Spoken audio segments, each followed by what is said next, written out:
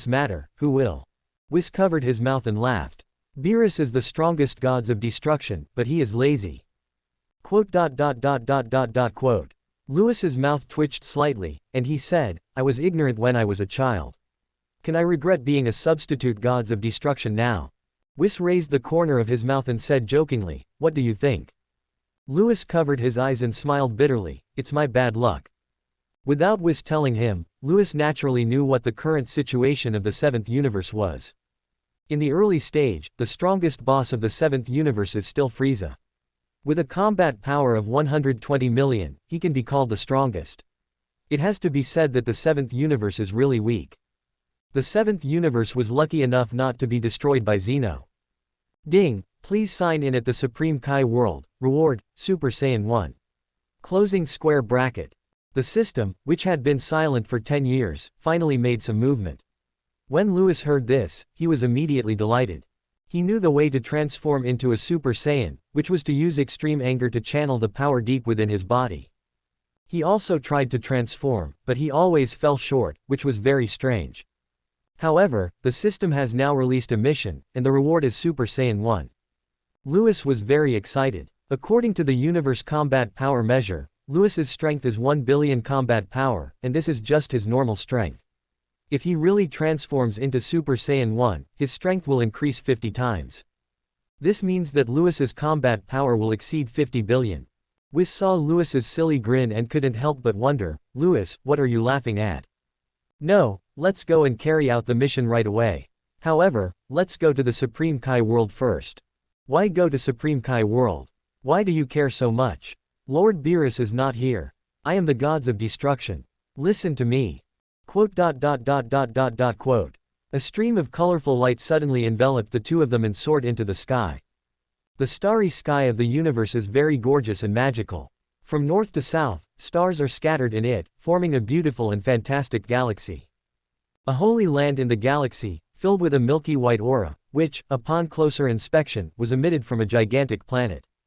The huge planet was grass-green in color, and was emitting rays of holy light.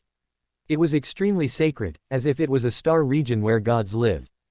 Supreme Kai World. What's going on? Supreme Kai Shin sat by the lake, holding his chest, and his mind suddenly became irritated. The servant beside him, Jebet, asked hurriedly, Master Supreme Kai, what's wrong with you?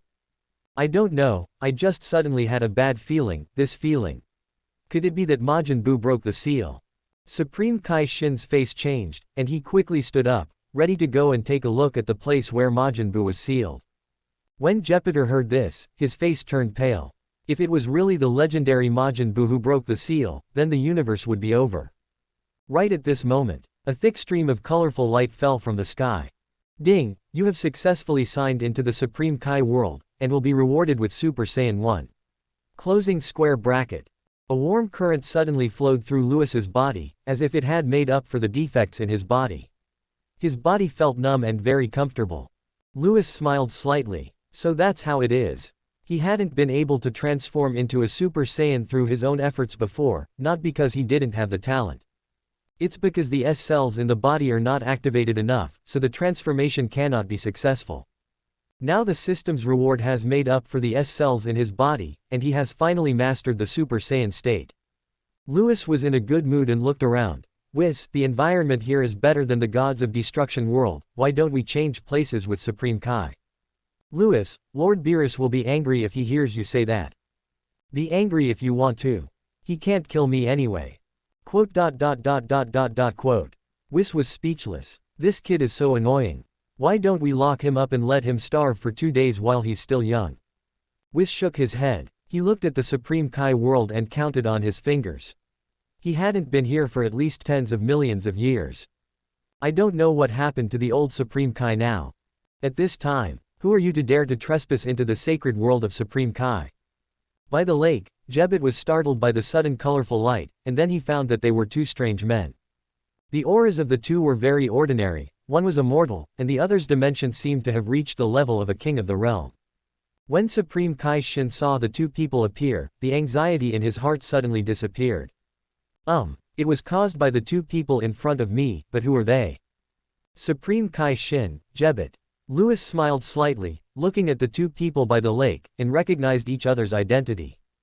Supreme Kai Shin and Jebbet came forward. Supreme Kai Shin hadn't spoken yet, but Jebbet's eyes were very cold. Which realm king are you? Don't you know that it is a great sin to trespass in the Supreme Kai realm? I am the king of the world. Lewis was stunned for a moment, then remembered that his own dimension was at the King Kai level. It's normal for the other party to think so. But Jebbet's tone was annoying. Whis couldn't help but frown. Could it be that the person who spoke was the modern Supreme Kai? That's not right. So why doesn't the contemporary Supreme Kai have a creative rule?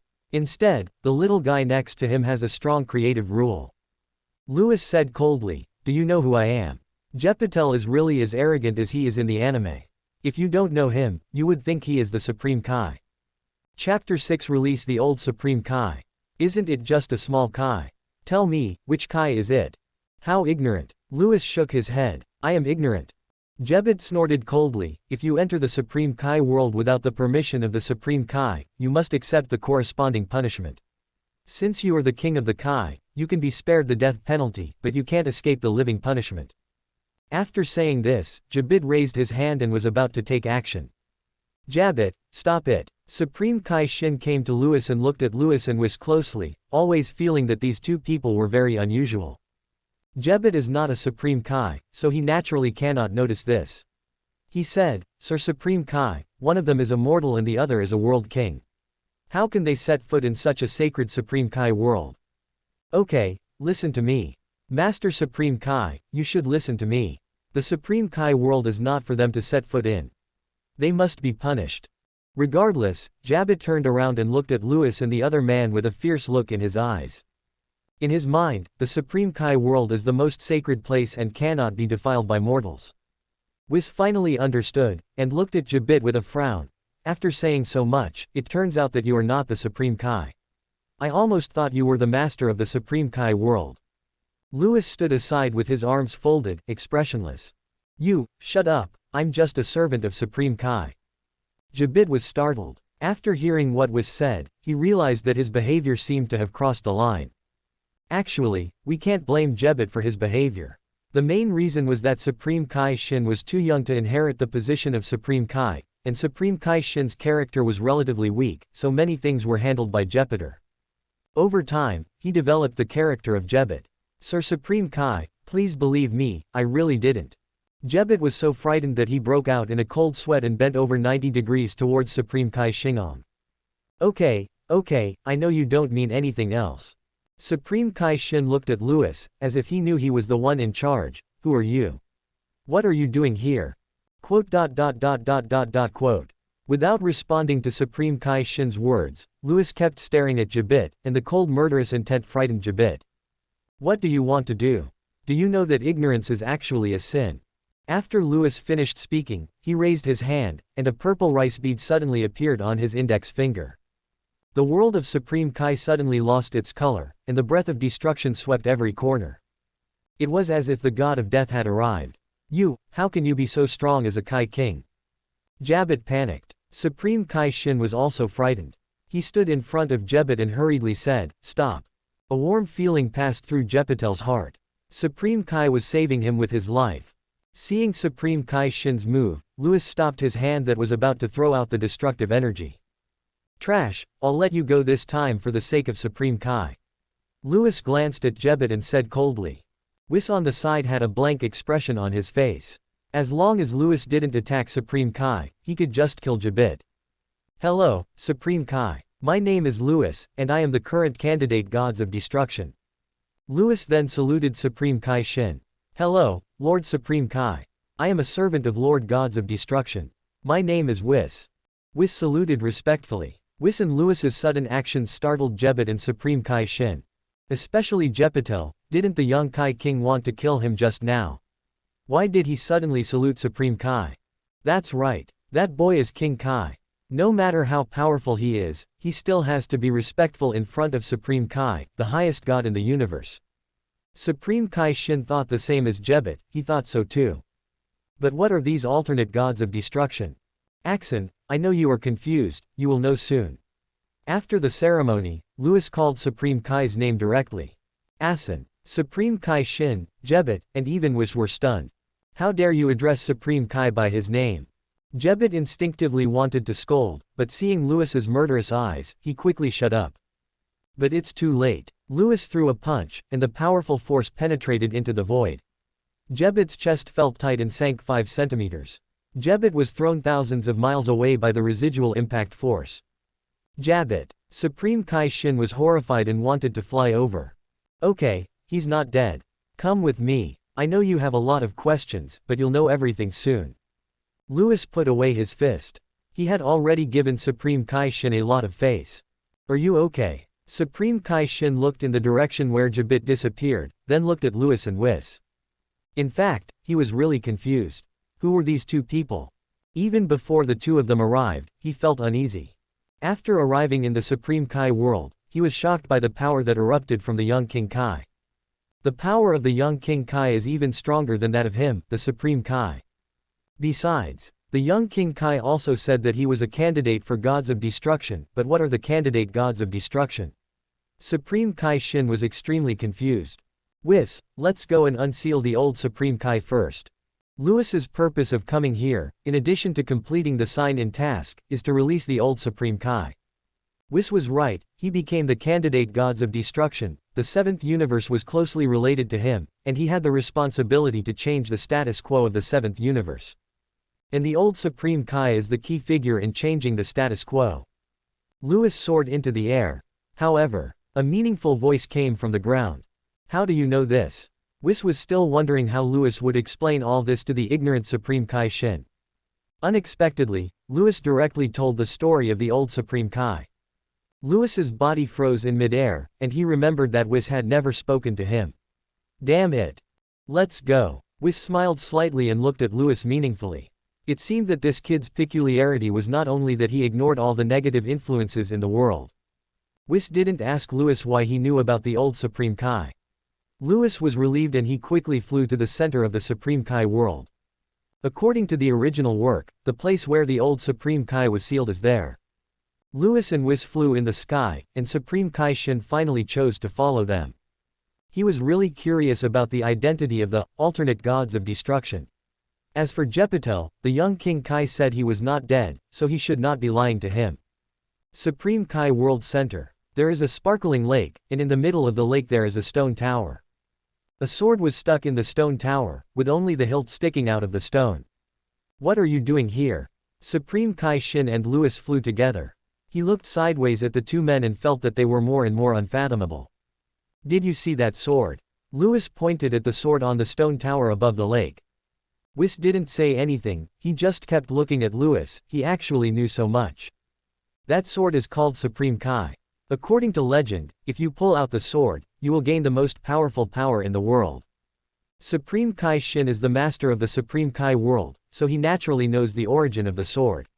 At this point, he suddenly came to his senses and said, "Are you trying to spy on this sword? You want to gain the most powerful power in the world."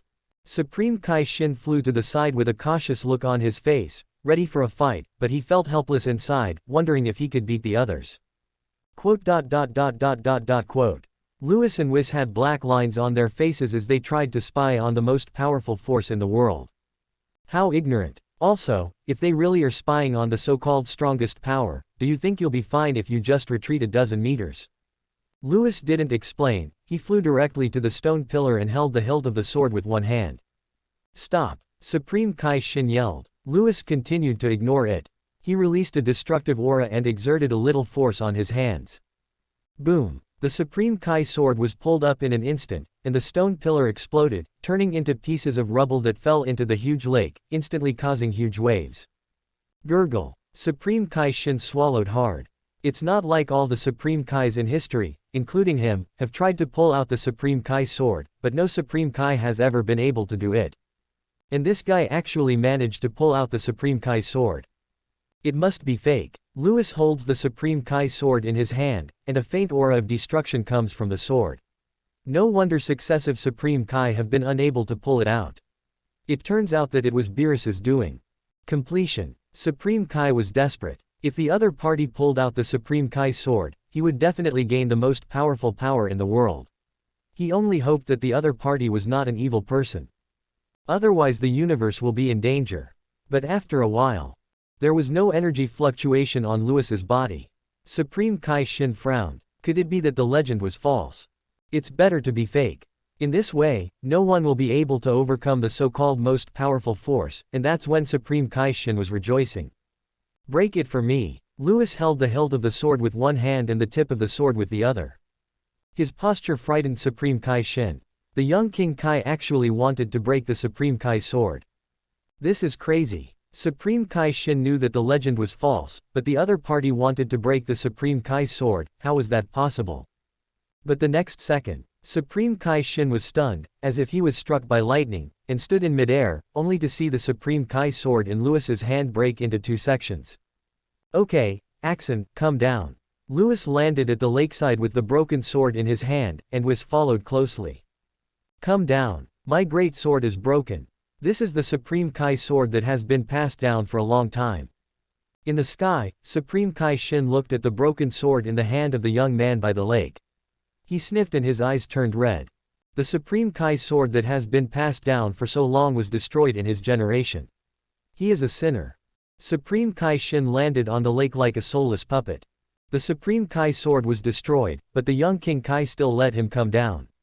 Does that mean he is not going to let him go and let him die? Supreme Kai Shin also accepted his fate. The main thing is that there is no way to refuse to accept your fate. You simply cannot win. The aura of destruction emanating from the opponent is so terrifying that it makes you suffocate. Lewis and Whis have no idea what Supreme Kai Shin is thinking, otherwise they would definitely say, "Kid, you think too much." Lewis said, "Old Supreme Kai, please come out." Chapter 7 Old Supreme Kai's shock. Supreme Kai Shin was stunned when he heard this, "Old Supreme Kai." As soon as Lewis finished speaking, a cloud of smoke came out of the broken Supreme Kai sword. Ahem. Old man, I'm finally out. A wretched old man in Supreme Kai clothing appeared out of nowhere by the lake. He stretched his waist and enjoyed the taste of freedom. Who is this old man? How did he appear? Supreme Kai Shin was stunned. Old man, the old Supreme Kai yelled, "I am your ancestor." While cursing, the old Supreme Kai frowned and said, "I thought some junior released me, but I didn't expect the current Supreme Kai to be so weak." Ancestor. Supreme Kai Shin looked at the clothes on the old Supreme Kai and the Patara earrings hanging on his ears. The body shook violently. Could this old man be the former Supreme Kai? Yes, that must be the case, because when the young King Kai said to release the old Supreme Kai, he must be referring to this old man. Are you really my ancestor? Supreme Kai Shin was ecstatic, his two little fists clenched together. The old Supreme Kai took one look at the bean sprout and finally nodded. Old man, you must be very strong. Can you help me beat him? He just bullied me. Supreme Kai Shin felt that he had found a backer and pointed at Lewis. Lewis. Whis. Ouch. Supreme Kai Shin had just finished speaking when he felt a headache. He covered his head and squatted on the ground, yelling. Shut up, you don't even know who he is. You're such a failure as a Supreme Kai. The old Supreme Kai was so disappointed with Shin that he gave him a slap in the face. The old Supreme Kai turned his head, looked at Lewis and Whis, and said, Mr. Whis, long time no see. Whis smiled and nodded, Old Supreme Kai, long time no see. The old Supreme Kai turned his gaze to Lewis and said, "This must be the current candidate gods of destruction." "Yes, Lord Beerus found this little guy 10 years ago, and then he went into a deep sleep. I am bringing him out now to destroy the planet." "Hello old Supreme Kai. You can just call me Lewis." Lewis saluted respectfully. The old Supreme Kai looked Lewis up and down and praised, "The power in your body is very special, and you have also learned to break the rules. Very talented. Wait, Lewis, what's with this ethereal aura you have?" The old Supreme Kai thought of something and said in amazement, "The ultimate freedom realm." Hiss. From Whis, we learned that this boy was found by Beerus 10 years ago, which means that he was trained by Whis for 10 years at most. In just 10 years, he has mastered breaking the rules and Angel's skill Ultra Instinct. This talent is not just good, it's simply terrifying. Lewis looked at the old Supreme Kai in shock. It was so scary that he could see through his true colors with just one glance. I don't think the other party can even see the system in his body. Host, please rest assured that this system is not something that people in the Dragon Ball world can see. Closing square bracket. An electronic sound suddenly rang in my mind. Lewis finally breathed a sigh of relief. The old Supreme Kai really has a good eye, but Lewis has not yet realized the ultimate freedom, but only the prototype of the freedom realm. Whis explained. The old Supreme Kai still swallowed in shock. Even if it was just a prototype, it was still terrifying. After all, this is a realm that even Beerus has not yet realized. The old Supreme Kai was immersed in a world of shock, while Supreme Kai Shin was confused. Didn't the young King Kai say that if he released the old Supreme Kai, he would know everything? Why did he become more confused the more he listened? Old Supreme Kai, many universes are now waiting to see our 7th universe being destroyed by Master Zeno. We will need your help next. Whis spoke again. Oh, why? The old Supreme Kai was stunned, even Lewis didn't know about this. Whis looked at the two men's expressions and told them what happened 10 years ago. When a divine aura erupted near the planet Vegeta, Beerus found Lewis as a candidate for gods of destruction. It was nothing, but other universes were shocked to hear that the heir Beerus found was actually a weak little kid. Given Beerus' popularity, all the gods of destruction stood up and mocked him. Is there no one left in the 7th universe? They even chose a child as the candidate for gods of destruction, which is really laughable. The average human level index of the 7th universe was already at the bottom, and coupled with Beerus' bad decision this time, it put the 7th universe in a very passive situation. Because Xeno universe didn't just have 12 universes before, there were originally 18 universes. But because other universes did not develop very well, and some universes offended Xeno, now only 12 universes are left. If the development of the 7th universe continues to decline, it is very likely that it will be destroyed by Xeno. Holy breath. The average human level index continues to decline. I never thought that during the years I was sealed, the 7th universe would have fallen to this level. The old Supreme Kai just wanted to curse. It was all that Skinny Rib's fault. If he hadn't sealed himself, this kind of thing would never have happened under his management of the 7th universe. Old Supreme Kai, calm down. The situation in our universe is indeed not optimistic right now. But now that Lewis is here, the 7th universe will be fine. Whis finally spoke again. Yes, we have Lewis. With your talent, Lewis, our 7th universe will rise again soon. Old Supreme Kai nodded. This was the first good news he heard after the seal was broken. Lewis on the other side felt a little uncomfortable. Am I really that talented? How can it be bad? After 10 years of practice, he was able to break the rules and also comprehend the rudiments of the realm of freedom. Add to that special immunity, who else in the Xeno universe could be more gifted than Lewis? Lewis finally spoke up. Old Supreme Kai, the current generation of Supreme Kai still doesn't know anything, so I need you to teach him more.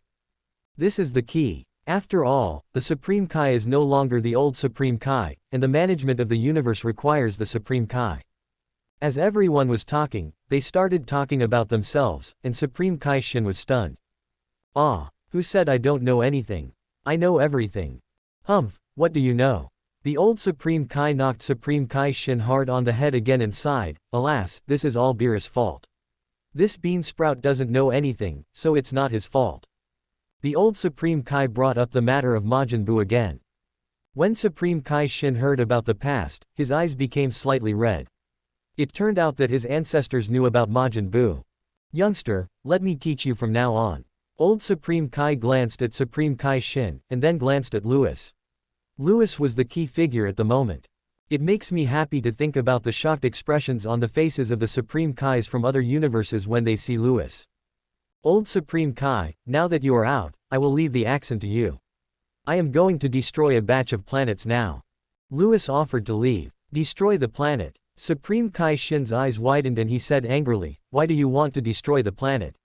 No, if you destroy the planet at will, what's the difference between you and Majin Buu? Ouch. Supreme Kai Shin felt a pain on his head again. This was the third time he was beaten by the old Supreme Kai. Grandfather, why did you hit me? You know shit. The old Supreme Kai finally began to educate Axon about the Xeno Universe's priesthood.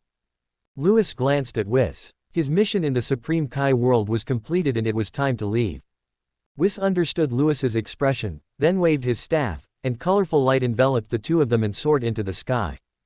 Not long after Lewis and the other man left. What? Gods of destruction are the strongest in the entire universe. Gods of destruction is more powerful than Majin Buu. The position of gods of destruction is specifically responsible for destruction. Chapter 8 Meeting Ties. Lewis left the Supreme Kai world and began destroying planets over the next month. One after another, the barren planets disappeared in Lewis's hands, and Lewis became more and more adept at breaking the rules. Now the destructive energy he condensed has grown from the size of a rice bead to the size of a fist. In the starry sky of universe. Destroy. Lewis raised his hand, aimed at a planet in front of him that was in the primitive tribal era, and threw out destructive energy. Buzz. A purple light flashed by, and the planet turned into a stream of light and dissipated into the starry sky of the universe. The planet destroyed by Lewis was originally alive, but because it evolved in the wrong direction and did not develop towards intelligent human life, it was judged to be a useless planet. Whis looked at the young man in the universe's starry sky, the smile on his face never disappeared. Lord Beerus has found a treasure. Whis, what are you talking about? Lewis turned his head. This planet was the 5608th useless planet he had destroyed. From this, we can see how irresponsible Beerus was. Nothing, by the way, you Saiyans cannot survive in the universe, you. Haha, it seems that because I ignore the negative effects, I can even survive in the universe now. You are really abnormal, kid. Normally, ordinary people can only survive in the universe if they have cultivated to the level of the great King Kai. But I didn't expect that you can survive in the universe with your special power in the King Kai dimension. Ha ha ha, it's okay. Lewis touched his head and said, Whis, my mission is almost complete, what else should I do now? Whis waved his staff and checked the unqualified planets. He found that they were almost destroyed. He said, it's true. But if we want to improve the average level of humanity in the universe, simply destroying planets won't help much. In the final analysis, there are too few strong people in the 7th universe. And we can't destroy too many planets, otherwise it will affect the development of the universe. Now it's Axon's turn to take action. The only way is to strike a balance between destruction and creation, and then rely on the universe itself to give birth to more powerful people. Hearing this, Lewis nodded. Whis, now that I have nothing to do, can I relax for a while? Okay, but where do you want to go? There was a hint of doubt in Whis' eyes. Lewis said, I want to go back to planet Vegeta to see how Saiyan is doing. Lewis has never had a good impression of those evil Saiyans. But I don't know why. Over the years, he couldn't help but wonder how Saiyan had developed. Coupled with Saiyan's fate being changed, he was even more curious about Saiyan's current development. Lewis, I'm sorry, but you may not be able to go back to planet Vegeta. Huh, was planet Vegeta destroyed by Frieza? You actually knew this. Whis looked at Lewis meaningfully. Finished. Lewis swallowed and accidentally said the wrong thing again. Whis didn't ask any more questions. He glanced at Lewis and said, don't worry. Planet Vegeta did explode, but the Saiyans are not dead. Ah, now Lewis was confused. Do you remember the order given by Lord Beerus to leave planet Vegeta? Remember, Lord Beerus allowed the Saiyan clan to join the Galactic Patrol. Just remember, King Vegeta didn't dare to disobey Lord Beerus' order, so King Vegeta led his entire clan to the Galactic Patrol headquarters. When Frieza saw King Vegeta's betrayal, he destroyed planet Vegeta. What? Lewis was instinctively anxious and asked quickly, so are all my Saiyans at the Galactic Patrol headquarters now? Yes. The Galactic Patrol headquarters is not simple, so Frieza didn't dare to invade there. Now the Saiyan clan is alive and well. Whis nodded, checked the information, and widened his eyes. I didn't expect that after 10 years, your Saiyan has developed quite well. There are actually more than a dozen Saiyan who have broken through to 100,000 combat power. 100,000 combat power. Lewis frowned, thinking, could it be that Saiyan's S cells have awakened? That's why they have grown so much in 10 years. Whis, help me find a Saiyan named Kakarot and see where he is now. Lewis's voice sounded anxious. Whis frowned, who was Kakarot? Soon. The Saiyan named Kakarot is now on a planet called Earth. He is now called Son Goku and is being trained by a man called Master Roshi. Went to Earth, and started training with Master Roshi. Lewis pondered. I didn't expect Son Goku to go to Earth after all. Then according to the development of the timeline, Son Goku did receive guidance from Master Roshi at this time. If the Saiyans are not dead, will Vegeta invade the Earth? Will Son Goku transform into a Super Saiyan? Let's go to the Galactic Patrol headquarters. Since Son Goku has gone to Earth, the Earth is not currently affected too much by the butterfly effect, and Lewis has no plans to disturb Son Goku's training so soon. After all, Son Goku's ability to make continuous breakthroughs in the future, in addition to his own talent and will, is also inseparable from the martial arts training he received when he was young on Earth. Okay. Whis didn't ask Lewis the purpose of going to the Galactic Patrol headquarters. He took Lewis and disappeared into the starry sky of the universe. The seventh universe is at the center of the northern galaxy. A huge planet floats in it, surrounded by a dozen small planets. The headquarters of the Galactic Patrol on a huge planet. In the mission hall, Jack sat on the sofa, watching the Saiyans coming in and out, and couldn't help but sigh. Who would have thought that the vicious Saiyan clan would actually join the Galactic Patrol headquarters? Is Saiyan scary? Sitting next to Jake was a woman with short golden hair and a well-proportioned figure. She exuded the aura of a mature woman. That must be scary. They originally followed Frieza, the Emperor of the universe. Hearing this, the blonde couldn't help but shudder. When she was sailing with Jark's universe, she was almost captured by Frieza's forces. Fortunately, Jark's universe ship was advanced enough, so she was able to escape. Then why did these Saiyans suddenly join the Galactic Patrol? I don't know either. Jack frowned and said, but in the past 10 years, thanks to Saiyans joining, our workload as the Galactic Patrol has become much easier. How strange. The blonde woman held her chin and watched the Saiyans coming in and out of the mission hall. At this time, two figures walked in from the mission hall. They were none other than Lewis and Whis.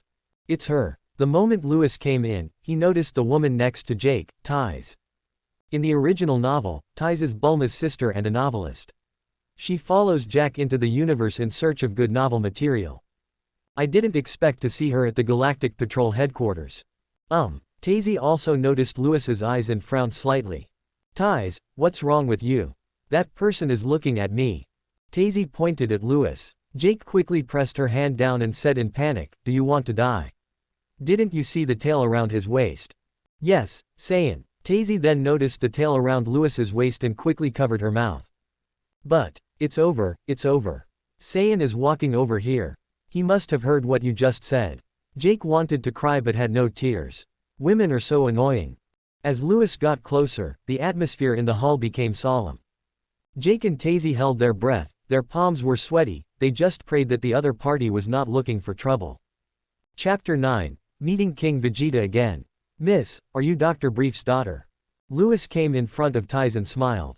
Of course he recognized Tiz, but he didn't say it to her face, otherwise Whis would look at him strangely again.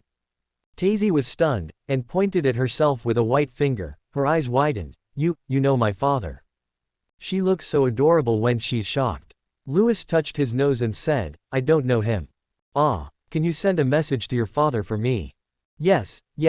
Tazy breathed a sigh of relief. Wasn't the boy in front of her quite polite? Saiyan wasn't as scary as Jake said. Not scary. I wonder if Tiz would still say it's not scary when she sees Lewis destroying more than 5,000 planets. But Tazy naturally didn't know this, so she asked cautiously, what message do you want me to convey? Have him build a 100x gravity chamber for Son Goku. Lewis didn't plan to go to Earth so early, but when he saw Tiz, the idea came to his mind. After all, in the early stages, Son Goku's strength increased too slowly. If he had a gravity room, Son Goku's strength would definitely improve by leaps and bounds. When he meets Son Goku, he might be able to have a good fight with the Dragon Ball protagonist. Ah, okay, I'll tell my father. Thank you very much. Lewis was about to turn around and leave when he suddenly thought of something. He looked at Tazy and said, if you are in danger, you can shout Whis and I will come back to save you. This is my thank you gift to you. In the original book, after Tais left the Earth, she lost contact with Bulma and the others. Lewis guessed that Tais was most likely in danger and then something happened. Regardless of whether this guess would come true, it was a pity to let such a beautiful woman get into trouble like this. Ah. While Tais was stunned, Lewis had already turned and left. Jack looked at Lewis's back as he left and asked, Teus, do you know this Saiyan? I don't know him. Then how could he? Lewis didn't hear what Jack and Tais said next. He and Whis came to the top floor of the Galactic Patrol headquarters. A big green octopus sat on an office chair, its tentacles sorting out task commissions. There was also a young boy in a Galactic Patrol costume standing nearby. Myers, those Saiyans are pretty well behaved. Galactic King, they will be fine. Oh, how do you know that so well? Them. Myers was about to speak when he suddenly sensed something and said, Galactic King, my brother is here. Oh, and the alternate gods of destruction is here too. Wah, what? The Galaxy King turned pale with fright and fell off his chair. As the king of the galaxy, the giant octopus naturally knows a lot of secrets, and he also knows Mel's identity. Myers is an apprentice angel, so isn't Myers' brother a real angel? Also, the alternate gods of destruction is here too. Wrong. When did the 7th universe have alternate gods of destruction? When the king of galaxy was confused. Here it comes. As soon as Myers finished speaking, two figures walked in from the door. Whis smiled and said, Myers, long time no see. Brother, long time no see. Myers nodded, then looked at Lewis, this must be the candidate gods of destruction. Whis smiled and nodded. Hello, Myers. Lewis greeted him. Before he came here, Whis had already told him about the special features of the Galactic Patrol headquarters. This particular one refers to Myers. Myers is his younger brother, and it is for this reason that Frieza did not dare to come to the Galactic Patrol headquarters to cause trouble for Saiyan. Greetings, Mr. Alternate Gods of Destruction. Mels had been looking at Lewis and discovered that this young man actually exuded an ethereal aura. Is it the state of freedom? Interesting, it seems that other universes wish to see the jokes of the 7th universe will probably be in vain. The king of the galaxy walked forward and bowed respectfully to Lewis and the other man. Ginga King, let King Vegeta come to see me. Yes. The Galactic King quickly went to call King Vegeta, regardless of Lewis's purpose in looking for King Vegeta. After the Galaxy King left, Whis and Mels started talking to each other. Lewis looked at Myers, who had the same light blue skin and silver hair as Whis. According to the original work, Myers will die in the Moro chapter and then be resurrected by the Grand Priest, but he will become immortal after resurrection. Mers, Angel is neutral. You cannot interfere too much in the affairs of the universe, nor can you use your full strength against mortals in the mortal world. Brother, bad guys should be locked up. That's why I joined the Galactic Patrol. Myers, you won't be a qualified angel like this. Whis touched Myers' head and said lightly. Myers lowered his head and remained silent. Lewis listened to the conversation between the two brothers and found that Mels's personality was exactly the same as in the original book. Gentle in character, but full of justice. Myers' dream is to protect the universe he loves. At this time, a tall figure followed behind the Galaxy King and walked in from the door. Lewis said calmly, King Vegeta, long time no see. Myers and Whis stopped talking and looked over. Lewis, weren't you accepted as a disciple by Lord Beerus? Why are you back? King Vegeta was ecstatic. When he woke up from his coma 10 years ago, Vegeta told him that Lewis was accepted by the gods of destruction as a candidate gods of destruction. How is Saiyan? For the past 10 years, we Saiyans have been hunted by the Frieza Legion. Some of our people died in the early days. Now that our Saiyan combat power has inexplicably increased, the Frieza Legion has basically no impact on us. Where's Vegeta? Lewis nodded while sitting in the chair and asked again. We joined the Galactic Patrol under the orders of Lord Beerus, but Frieza didn't know this and thought we betrayed him, so he has had people hunt us down. King Vegeta gritted his teeth and said, Vegeta, Nappa, and Raditz were hunted down and disappeared 10 years ago. There is still no news of them. Lewis, you are the pride of us Saiyans. Our Vegeta planet was destroyed by Frieza. You must avenge us Saiyans. Disappeared. Lewis was stunned. He really didn't expect this to happen. Glanced at Whis. Whis waved his staff, investigated, and then said, Vegeta and the other three are not dead, they are still fleeing from Frieza's army. King Vegeta was ecstatic, really? Then can Mr. Whis send my son back? Whis looked at Lewis. Lewis had never expected that Vegeta would be chased by Frieza. He shook his head. Don't worry about him. If he dies in the pursuit of Frieza's army, it can only be blamed on his own lack of strength. As another main character of Dragon Ball, is it really that easy for Vegeta to die? Who knows, maybe Vegeta will flee to Earth. Who would have thought that Lewis's casual guess would actually become a fact, but that's all in the past. Lewis, Vegeta is one of your people, how can you be so cruel? King Vegeta became anxious. Lewis looked at King Vegeta coldly and said, actually, I had no objection to Lord Beerus wanting to destroy the Saiyan clan. I also didn't expect that Lord Beerus would make this decision because of me. Since you have survived, don't bother me. Saiyans are evil by nature, and not every Saiyan will be like Son Goku and Vegeta, who will eventually survive as an Earthling. Lewis is originally from this world, so he doesn't have much affection for these evil Saiyans. When Whis heard what Lewis said, he was suddenly stunned. He thought that Luis came to the Galactic Patrol headquarters to lead his people back to seek revenge on Frieza. Who would have thought it would be like this? Then what was Lewis's purpose in coming here? Whis couldn't help but look at Lewis deeply. Quote. King Vegeta was silenced by Lewis's words. As a Saiyan, Lewis could actually say such words. His fellow tribesmen refused to help him, and the Emperor of Universe kept hunting down the Saiyans. As the leader of the Saiyans, he felt very aggrieved. Okay, if you don't help me, I'll find a way myself. King Vegeta clenched his fists, and as he left, his back looked very lonely. Chapter 10 Saiyan has changed. Question mark. Lewis stood up from his chair and took a deep look at King Vegeta's back. Why did he feel that King Vegeta seemed to have changed? Was it an illusion? Lewis, are you really not going to help your people? Survival of the fittest, this is the law of nature you told me. Lewis said coldly. In fact, with his current power, he could easily defeat Frieza even without transforming into a Super Saiyan. But what is there in Saiyan that is worthy of his help?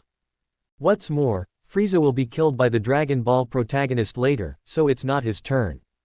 Only. Lewis was feeling a little irritated and confused, because he always felt that King Vegeta seemed to have changed after joining the Galactic Patrol.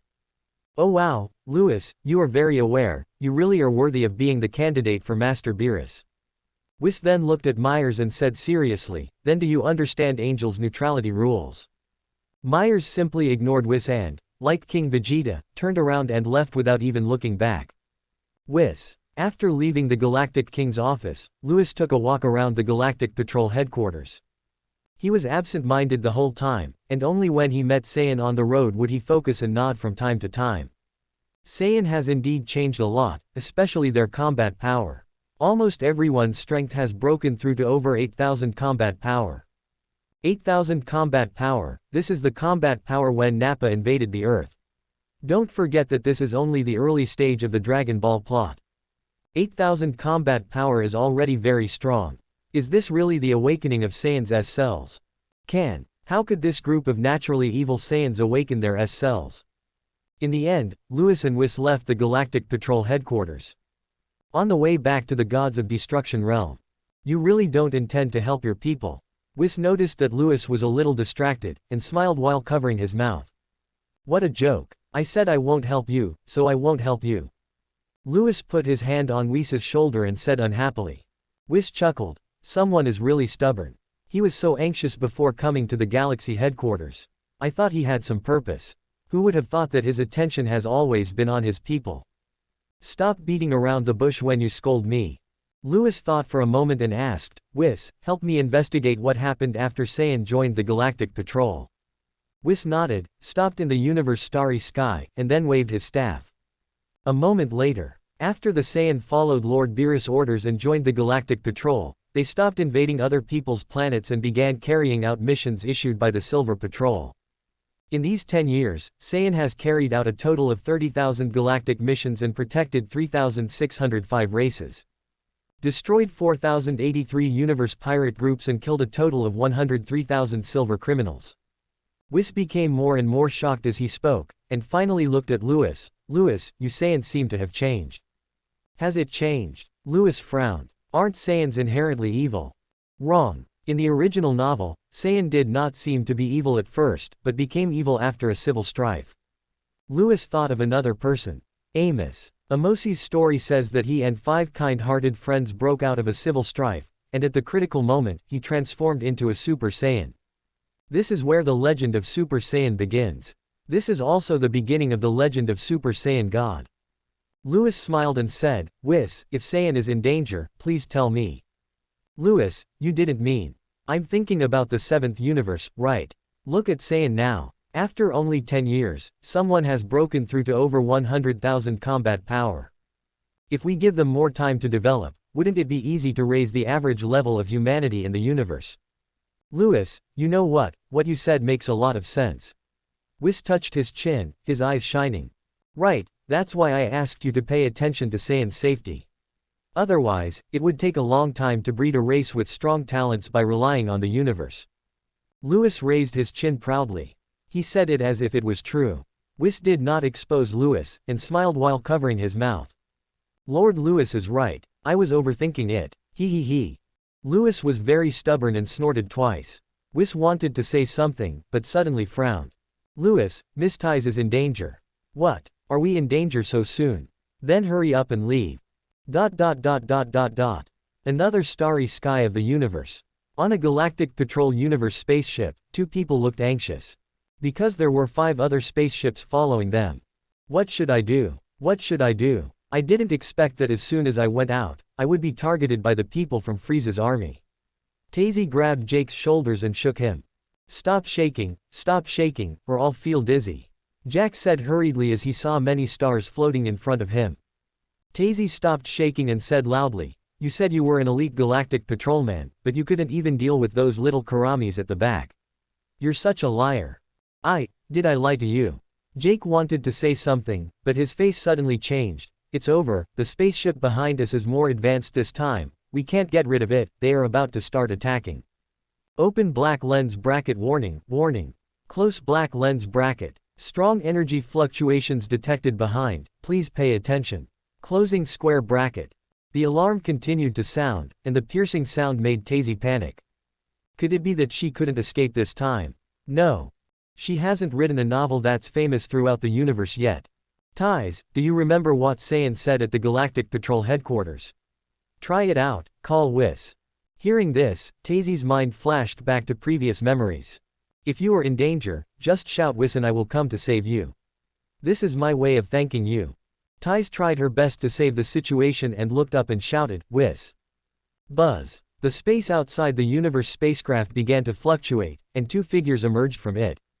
Louis received Ties's call for help and immediately asked Whis to come over here. Fortunately, the distance is not very far, otherwise, with Whis's space travel, it might be too late. After all, the speed of space travel is still not as fast as instant transmission. It seems that I have to find a chance to learn this secret technique. Louis appears outside the universe spaceship.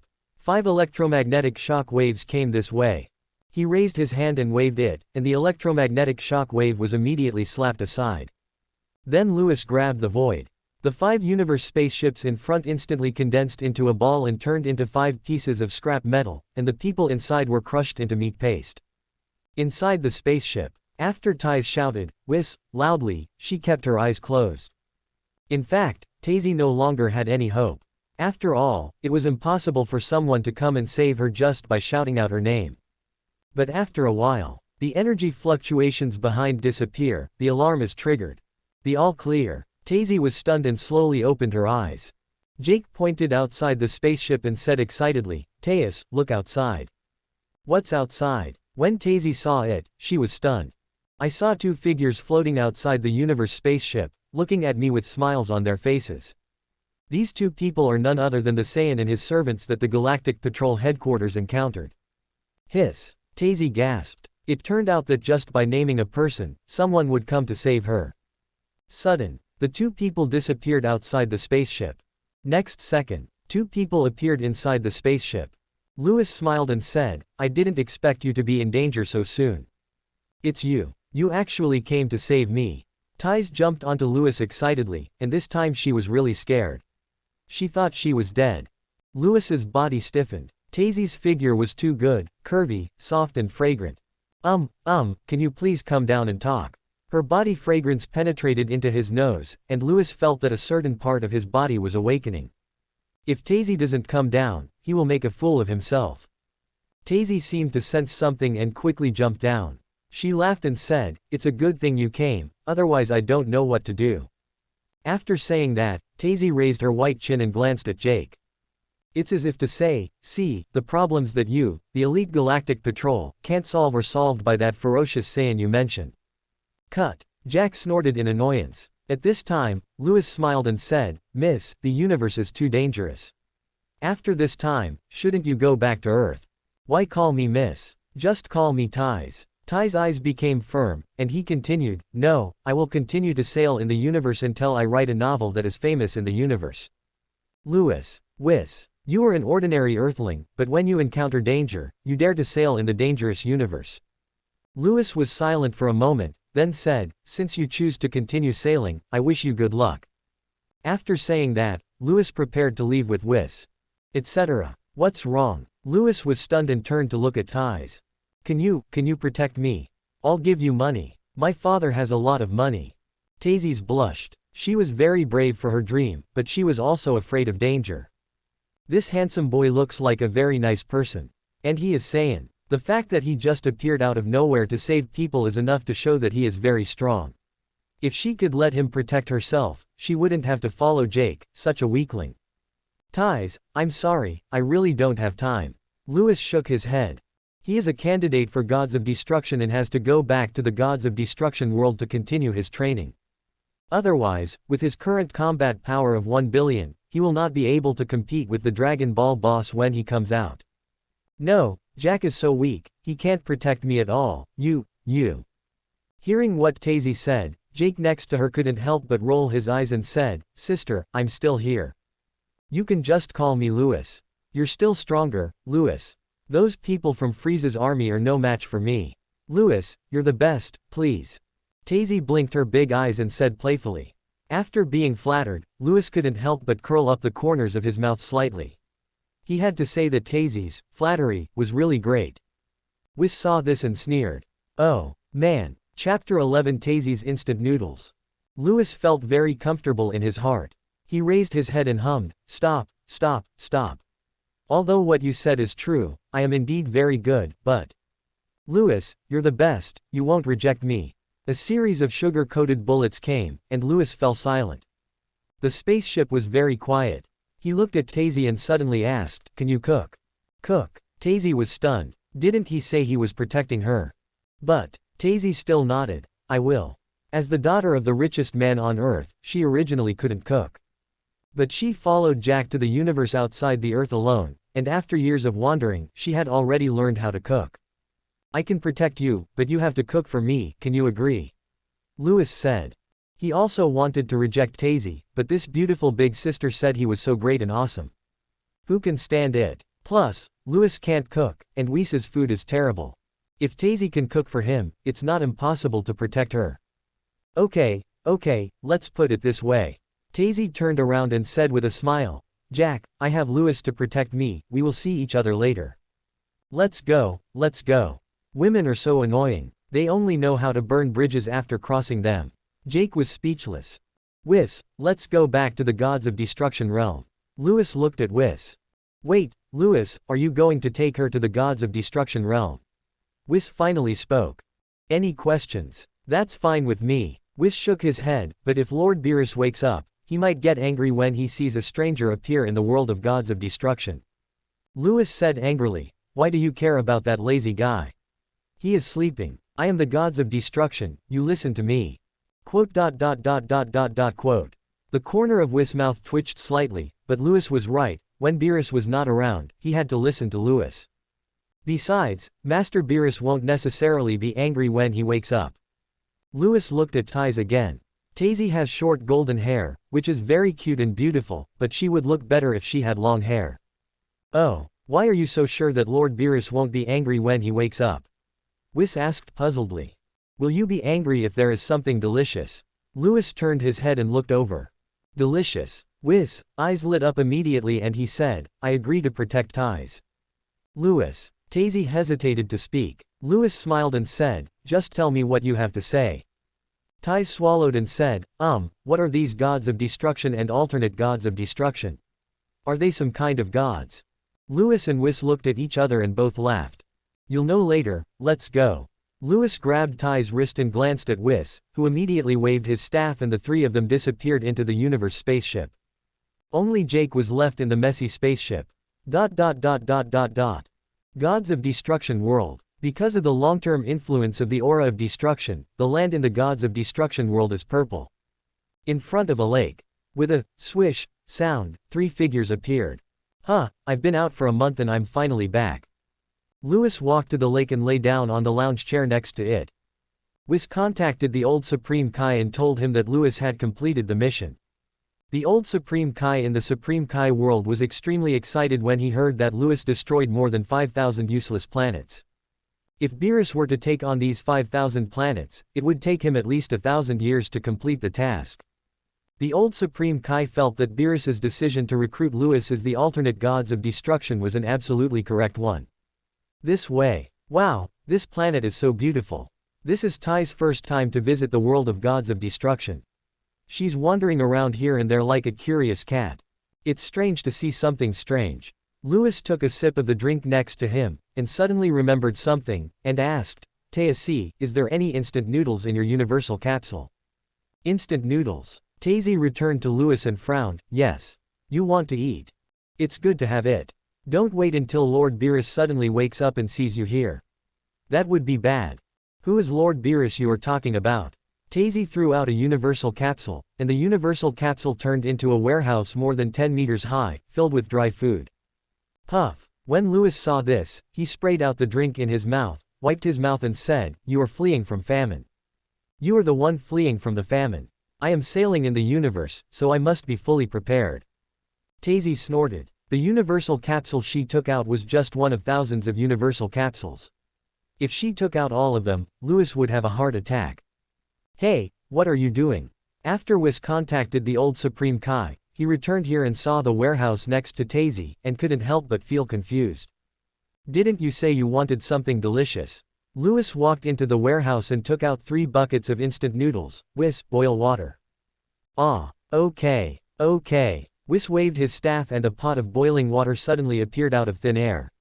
He picked up one of the unopened buckets of instant noodles on the table. I looked at it carefully and smelled it again. Can this be delicious? Ties, help Whis. Good. Tazy opened the plastic packaging of the instant noodles. Only then did Whis realize the trick. It turned out that he had to open the outer packaging first. Whis showed a surprised expression from time to time. He was like a country bumpkin. Louis ignored him. Whis would continue to be shocked later. Soon, Louis and Tazy poured the boiling water, and the instant noodles were ready to eat after just 1 or 2 minutes. Louis looked at the instant noodles on the table and couldn't help but think of the instant noodles in his previous life. He really missed them. Louis, you and Whis were talking about the gods of destruction and the alternate gods of destruction. What are these? Ty sat on the bench next to the table and asked about the topic again. Gods of destruction are gods of destruction.